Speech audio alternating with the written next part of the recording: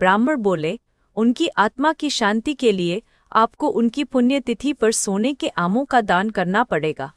अतः राजा ने मौ की पुण्यतिथि पर कुछ ब्राह्मणों को भोजन के लिए बुलाया और प्रत्येक को सोने से बने आम दान में दिए। जब तेनालीराम को यह पता चला तो वह तुरंत समझ गया कि ब्राह्मण लोग राजा की सरलता तथा भोलेपन का उठा रहे हैं।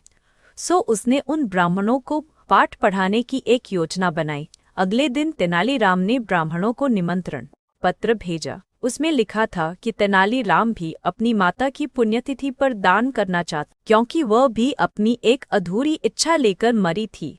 जब से उसे पता चला है कि उसकी माँ की अंतिम इच्छा पूरी न होने के कारण प्रेत योनि में भटक रही होंगी, वह बहुत ही दुखी है और चाहता है कि जल्दी उसकी मौ की आत्मा को शांति मिले। ब्राह्मणों ने सोचा कि तेनालीराम के घर से भी बहुत अधिक दान मिलेगा, क्योंकि वह शाही विदूषक है।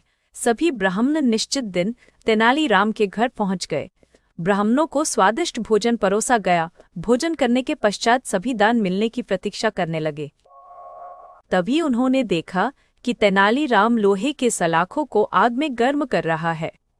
पूछने पर तेनालीराम बोला, मेरी माँ फोड़ों के दर्द से परेशान थी। मृत्यु के समय उन्हें बहुत तेज दर्द हो रहा था।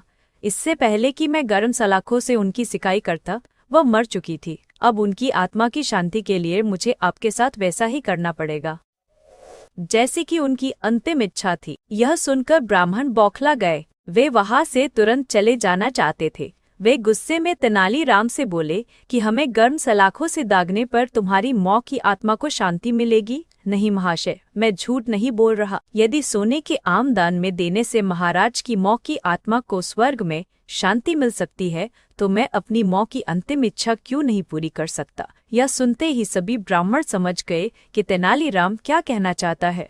हमें क्षमा करो, हम वे सोने के आम तुम्हें दे देते हैं, बस तुम हमें जाने दो। तेनालीराम ने सोने के आम लेकर ब्राह्मणों को जाने दिया, परंतु एक लालची ब्राह्मण ने सारी बात राजा को जाकर बता दी।